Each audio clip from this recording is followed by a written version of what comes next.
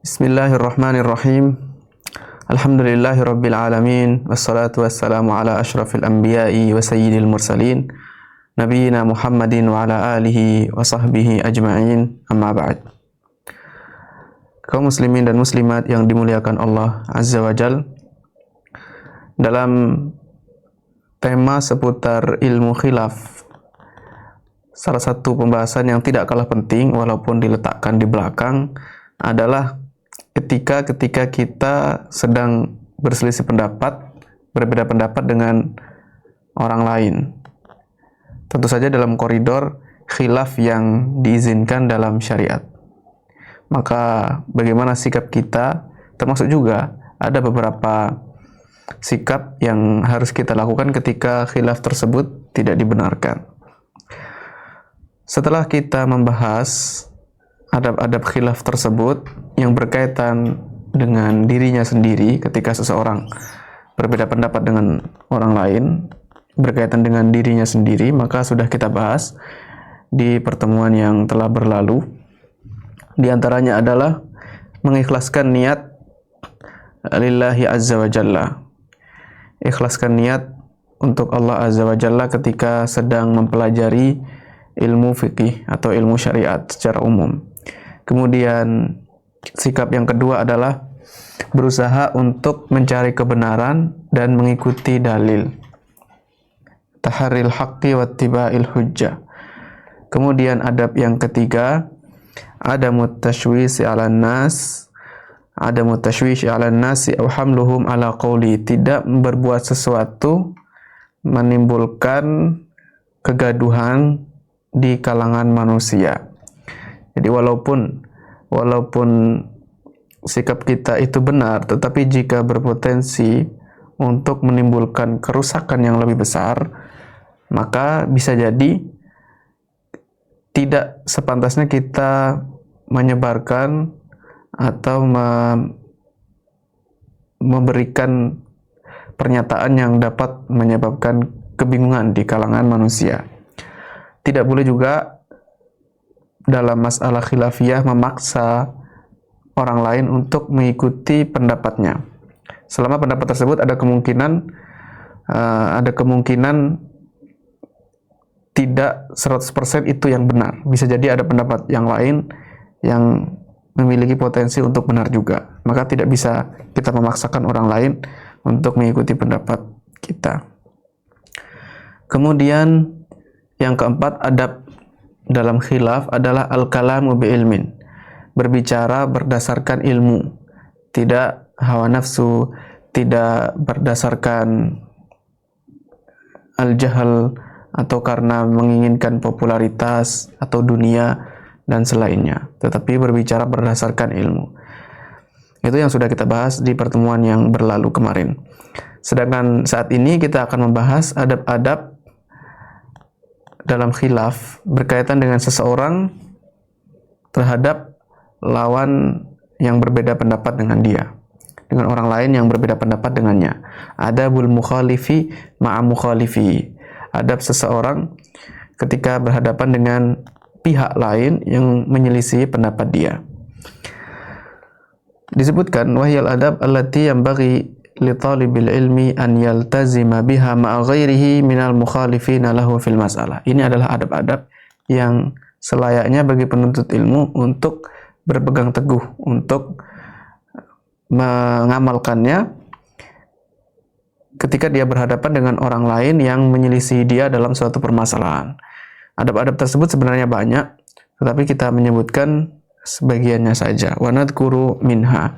Yang pertama adalah at-tawadhu'u walinul janib, bersikap rendah hati, tawadhu, low profile, walinil janib, tidak sombong, bersikap ramah. Sehingga dalam hal ini tercakup beberapa sikap. Yang pertama adalah kita tidak berinteraksi dengan orang yang menyelisih kita dengan cara az-zahwu wa takabbur. Az-zahwu itu mirip dengan at-takabbur, al-istitalah, dengan bersikap sombong, semena-mena. Kemudian yang kedua, apalagi bersikap tindakan yang merendahkan orang lain, menghina pihak yang menyelisih kita, maka itu lebih utama untuk dihindari. Sombong saja tidak boleh, apalagi sampai menghina. Kita merasa dirinya lebih hebat, merasa dirinya yang paling benar dalam hal yang memungkinkan untuk terjadi khilaf mu'tabar. Apalagi sampai menghina, sampai meremehkan, merendahkan orang lain. Kemudian yang ketiga, wala yahuttu min qadrihi li ikhtiyarihi ra'yan mukhalifan. Tidak merendahkan kedudukannya, tidak merendahkan, meremehkan atau mencela kedudukan orang lain gara-gara dia memilih pendapat yang berbeda dengan dia.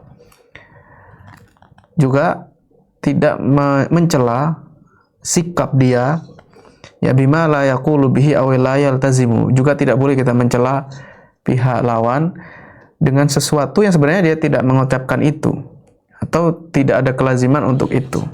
Kita mengatakan misalkan pendapat Anda ini mengharuskan begini, mengharuskan tindakan-tindakan yang buruk. Sementara dia tidak mengatakan itu, maka jangan kita paksakan atau kita cela dia gara-gara dia berpendapat sesuatu yang berkonsekuensi keburukan tersebut. Selama dia tidak mengakui dan tidak iltizam, tidak berpegang teguh dengan konsekuensi tadi.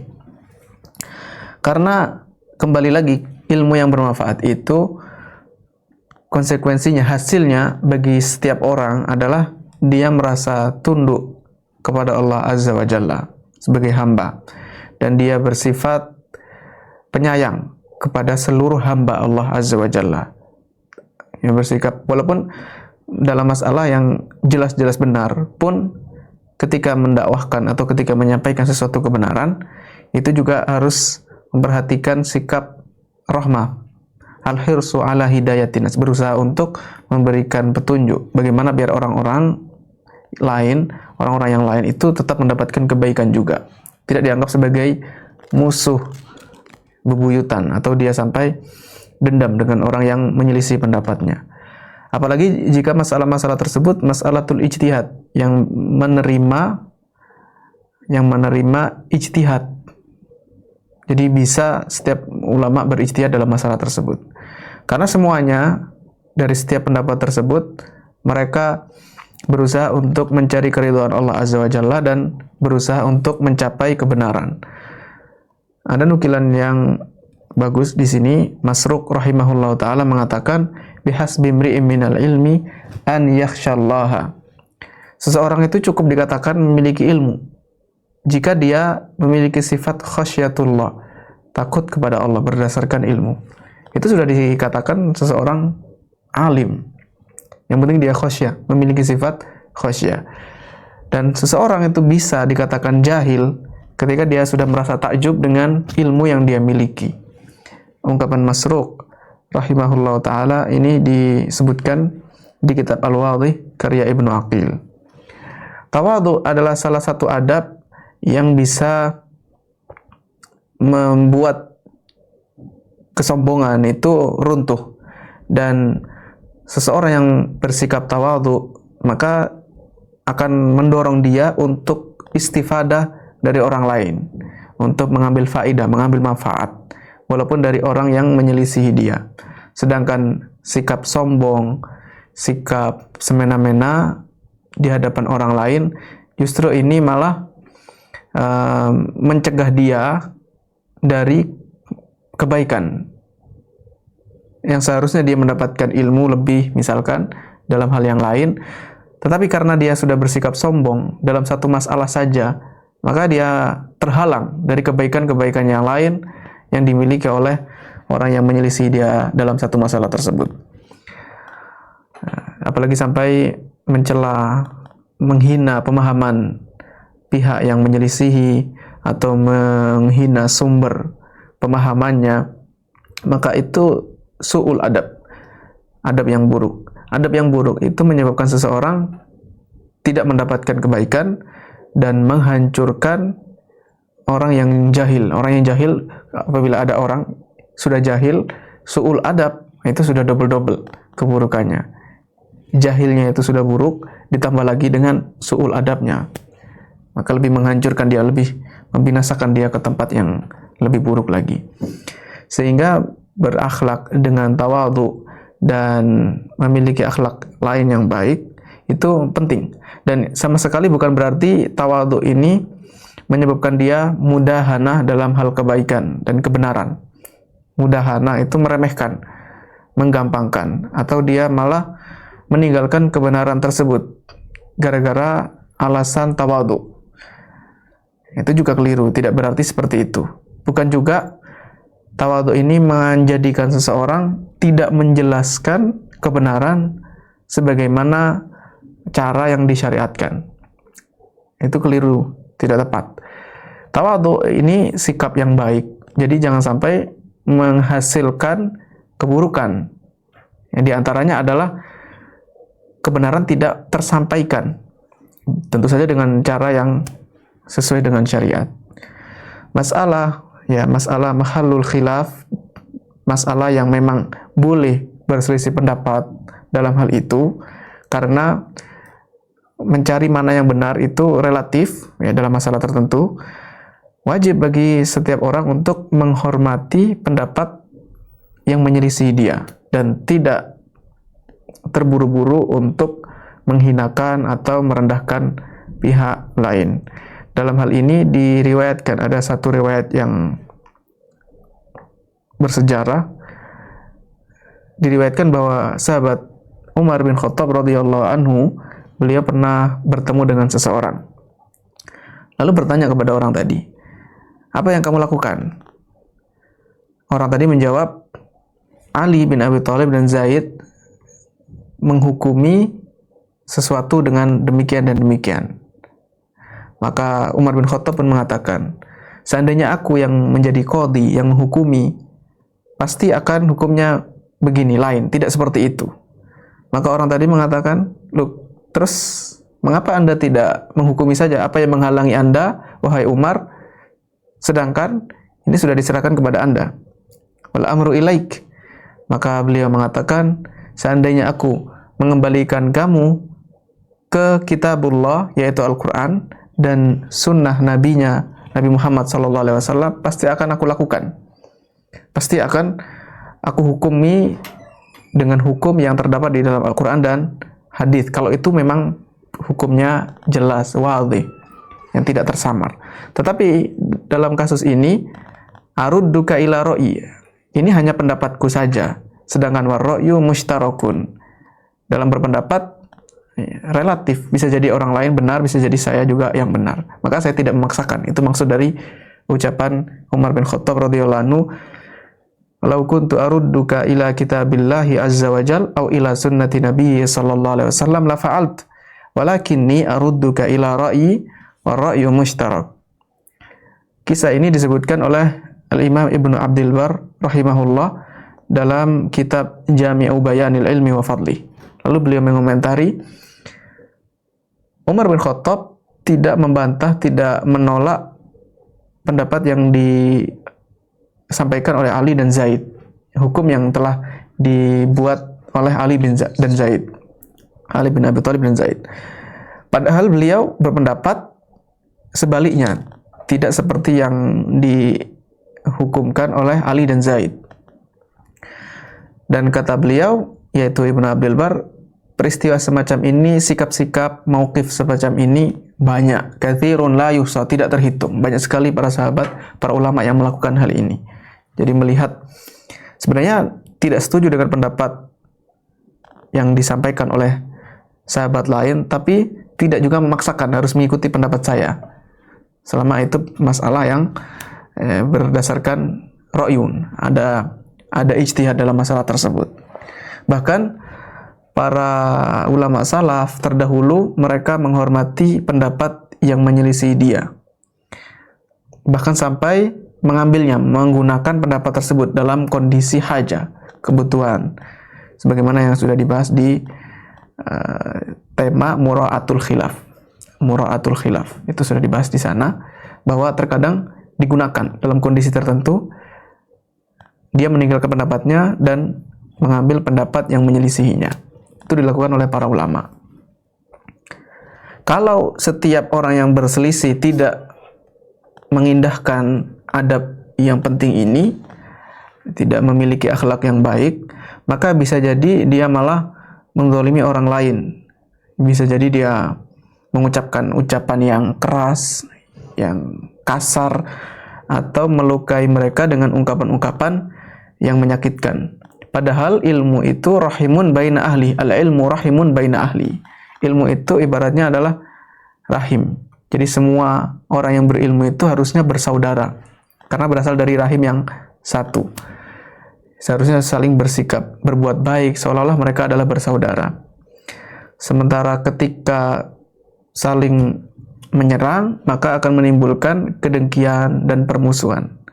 Padahal faktanya seharusnya semuanya adalah mencari kebenaran. Nisdanul haqqi wa bulughu. Nisdan ini maksudnya talab, mencari kebenaran dan berusaha untuk sampai kepada kebenaran tersebut. Kalau memang ternyata pendapat mereka berbeda, padahal sudah berusaha untuk mencari kebenaran, ya mau bagaimana lagi, tidak bisa dipaksakan.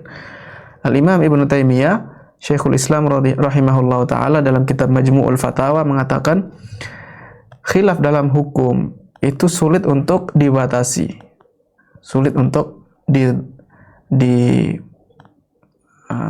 dengan batasan tertentu. Jadi seandainya jika setiap ada dua orang muslim yang berselisih pendapat, lalu mereka tahajar, saling menghajar, saling memboikot, tidak menyalami, tidak mau menyapa, maka akan sulit, karena hukum khilaf itu sangat banyak, jumlahnya banyak, tidak terbatas. Kalau masing-masing yang berselisih pendapat saling bermusuhan, maka akan tidak ada lagi persaudaraan di kalangan kaum muslimin. Dan dalam sejarah, Abu Bakar dan Umar radhiyallahu anhuma adalah pemimpin kaum muslimin. Yang pemimpin itu saja yatanaza'ani fi asya'. Mereka berdua ini sering berbeda pendapat dalam banyak kasus, dalam banyak permasalahan. Tetapi walaupun begitu, la yaqsudani illal khair. Mereka berdua tidak menginginkan kecuali kebaikan. Jadi mereka tujuannya baik, tapi tetap saja masih ada perbedaan pendapat. Nah, itu saja Abu Bakar dan Umar, dua orang yang terbaik, sahabat Rasul, umat Rasulullah yang terbaik, dan bahkan menjadi panutan. Saat itu mereka menjadi sayyid, pemimpin. Itu saja masih berbeda pendapat, apalagi yang tidak terbaik dan tidak menjadi panutan, ya sangat berpotensi untuk berselisih pendapat. Kemudian adab yang kedua adalah husnudzanni bil mukhalif waltimasul udhri lahu ma'amkan. Husnudzan, berbaik sangka kepada orang yang menyelisih dia dan mencari uzur semampunya, sebisanya. Khilaf itu banyak sebabnya. Di antaranya adalah karena dalil yang samar, tidak tegas, atau segi pendalilannya yang tersamarkan. Karenanya Ibnu Taimiyah rahimahullah ta'ala, beliau menulis kitab yang ringkas, kitab yang singkat, tetapi isinya sangat padat, ya bermanfaat, yang berjudul Raf'ul Malam Anil A'immatil A'lam, yang menghilangkan celaan dari, ya tidak mencela, itu menghilangkan celaan dari para imam, para ulama.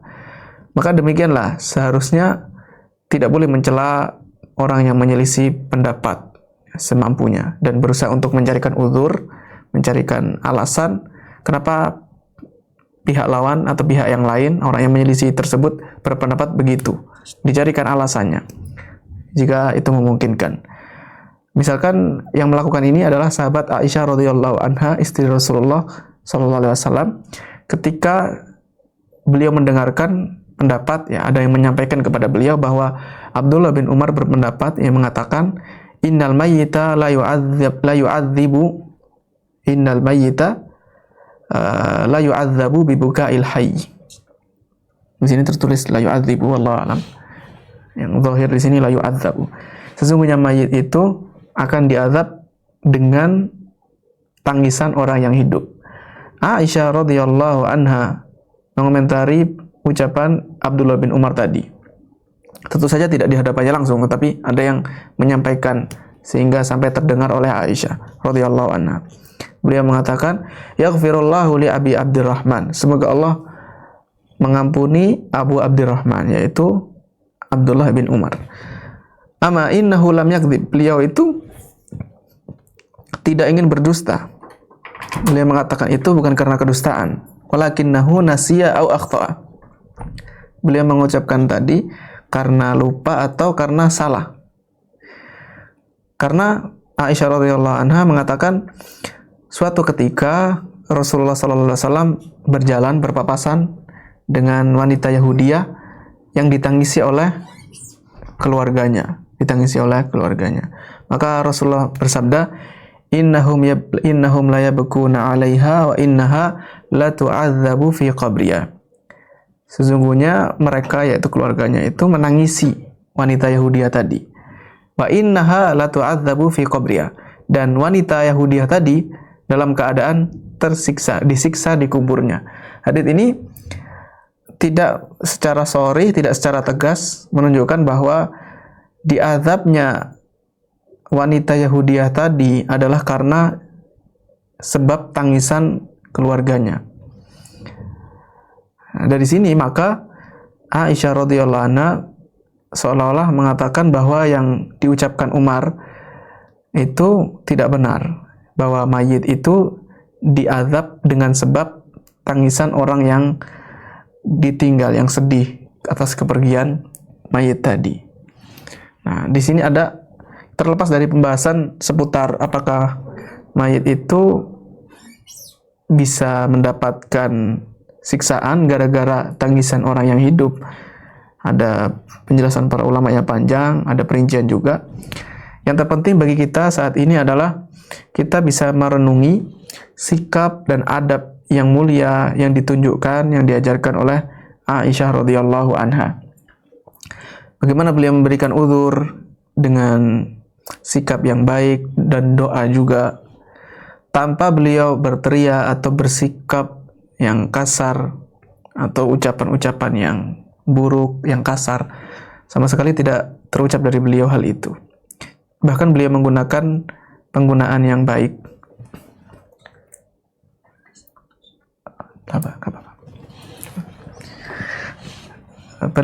Kita bisa melihat uslub, ya, cara yang digunakan beliau. Beliau mendoakan dulu, yaghfirullahu. Ini layarnya sedang putus tampilannya, tidak apa-apa. Bisa diikuti kalau yang sudah memiliki kitabnya, kitab yang diterbitkan oleh Ithraul Mutun, atau kalau enggak bisa dibeli di Google Play Books. Jadi beliau mendoakan dengan doa yang baik. Kemudian sebelum menjawab, sebelum membantah, sebelum menyebutkan pendapat beliau Aisyah ini menggelari Abdullah bin Umar dengan gelar julukan yang mulia. Karena biasanya yang masyhur adalah dijuluki Ibnu Umar. Nama aslinya Abdullah Ibnu Umar, itu yang masyhur, Ibnu Umar. Tapi beliau tidak menyebut beliau laqab atau kunyahnya Ibnu Umar, tapi menggunakan Abu Abdurrahman. Beliau mengatakan Abu Abdurrahman, yaghfirullahu li Abi Abdurrahman. Apa rahasianya? Kenapa enggak Ibnu Umar? Alasannya adalah dijelaskan oleh para ulama, kalau beliau menyebut Ibnu Umar, maka ini kemuliaan yang didapatkan dari ayahnya, anaknya Umar. Nama beliau Abdullah. Oh ya, wajar dia mendapatkan kemuliaan karena mengikut ke ayahnya berdasarkan nasab, bukan karena hasil usaha dia, bukan karena kemuliaan yang dia miliki, tapi karena didapatkan dari ayahnya, Ibnu Umar, anaknya Umar. Tetapi kalau beliau menggunakan Abu Abdurrahman, beliau menyebutkan anaknya, maka kemuliaan tersebut didapatkan dengan sebab anaknya yang bernama Abdurrahman, dan anaknya itu menjadi baik, menjadi ma'ruf dengan kebaikan, ya hasil usaha dari orang tuanya, sehingga beliau menyebutkan Aba Abdurrahman, karena itu hasil didikan Abdullah ibnu Umar. Jadi beliau gunakan itu untuk menyebutkan kebaikannya. Fahuwa syarafun hasilun minhu huwa. Dan penggunaan gaya bahasa semacam ini, inilah yang beliau ambil berdasarkan petunjuk Al-Quranul Karim dalam sikap-sikap semacam ini. Misalkan Allah Azza wa Jalla berfirman ketika menegur Rasulullah SAW, "Afallahu anka lima adzinta lahum hatta yatabayyana lakal ladzina shadaqu wa ta'lamal kadzibin." Dalam surat At-Taubah. Allah mengampuni engkau wahai Muhammad. Sebelum dikoreksi sikapnya, disebutkan doa yang baik dulu. Lima adzinta lahum, mengapa engkau izinkan kepada mereka wahai Muhammad? Ini dalam masalah tidak keluar untuk berperang, tidak pergi berperang. Kenapa diizinkan? Hatta yatabayyana, sampai jelas dulu bagi engkau wahai Muhammad mana yang jujur dan engkau ketahui mana yang berdusta. Jadi diawali afallahu anka. Kemudian beliau juga, Aisyah radhiyallahu anha, menyebutkan alasannya, tidak menolak begitu saja tapi menyebutkan alasannya. Bahkan beliau tidak menuduh berdusta selama itu memungkinkan karena sebab yang lain. Kesalahan tersebut bukan karena kedustaan tapi karena sebab yang lain yang lebih mudah diterima, yang lebih ringan, karena lupa atau karena salah. Kemudian adab yang ketiga, al-anatu wa adamul mubadarati ila takhti'atil mukhalif qabla tafahumi kalamihi jayidan. Tidak terburu-buru memberikan kesempatan, tidak segera untuk menyalahkan pihak yang menyelisih dia sebelum dia berusaha untuk memahami ungkapannya dengan baik. Jadi tidak buru-buru dulu langsung dibantah, langsung ditegur, langsung disebarkan kesalahannya sebelum dia berusaha untuk memahami dulu ini apa, di mana letak permasalahannya, kemudian apa alasan dia mengatakan itu. Bisa jadi ini saya yang salah paham, bisa jadi juga karena belum memahami ucapan dia, atau karena memang ucapannya itu yang butuh penjelasan sehingga tidak buru-buru untuk menyalahkan. Adab yang mulia ini berdasarkan banyak dalil, di antaranya firman Allah Ta'ala dalam surat An-Nisa, "Ya ayyuhalladzina amanu idza darabtum fi sabilillah fatabayyanu wa la taqulu liman alqa ilaikumus salama lasta mu'minan." Wahai orang-orang yang beriman, apabila kalian darabtum fi sabilillah, berjuang untuk berperang fi sabilillah, fatabayyanu, apabila kalian keluar untuk berperang fi sabilillah, melakukan perjalanan, fatabayyanu, bertabayunlah, mencari informasi yang valid. Wala taqulu liman alqa ilaikumus salam lasta mu'minan. Jangan kalian katakan bagi orang yang menyampaikan salam kepada kalian, langsung kalian buru-buru mengatakan lasta mu'minan, kamu sebenarnya nggak beriman, cuman cari pembenaran saja, cari keamanan saja biar nggak dibunuh sehingga kamu bunuh. Jangan lakukan itu. Ini dalam surat An-Nisa. Dari sini maka at-tatsabbut, memvalidasi suatu informasi itu sesuatu yang dituntut, baik dalam keadaan seseorang hadaran wa safaran, baik dia tidak safar maupun mukim maupun safar. Apalagi dalam kondisi ishtibah, rancu, ada sesuatu yang rancu.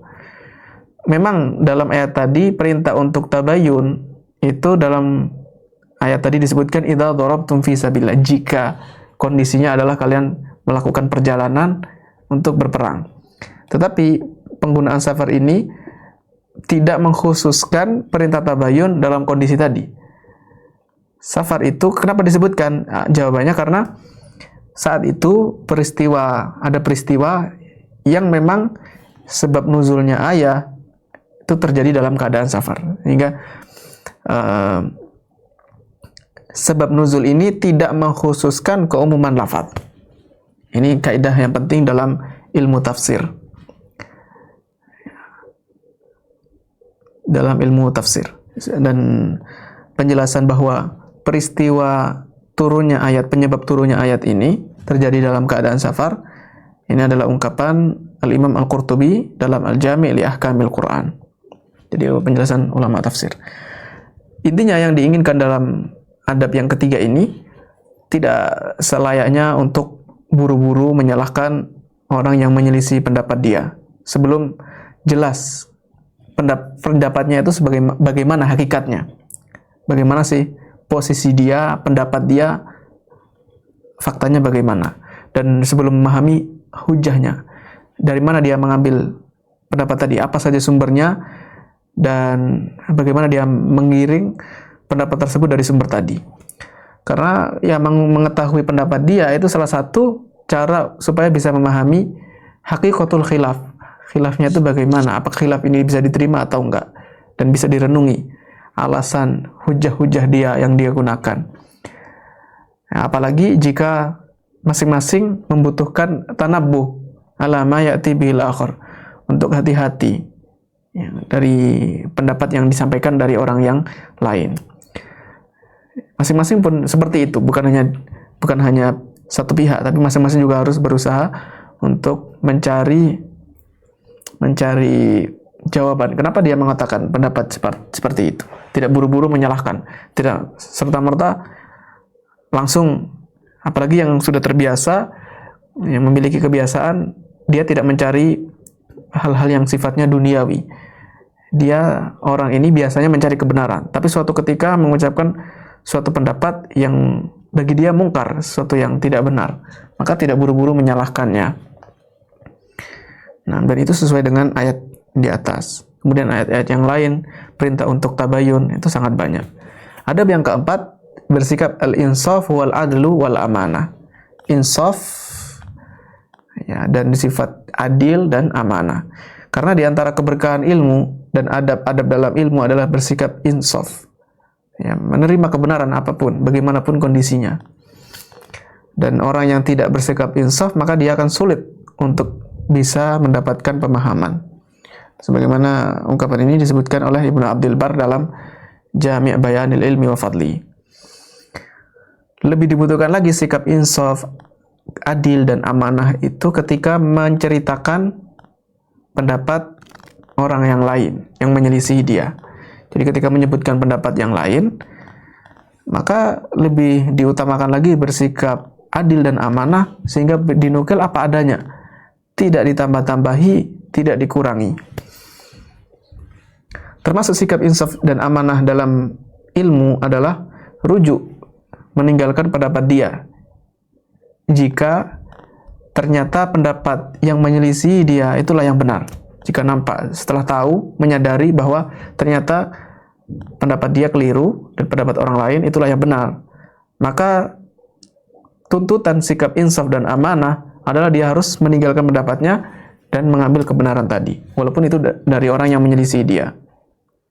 Itu tidak ada sikap tidak enak atau sikap malu dalam hal itu.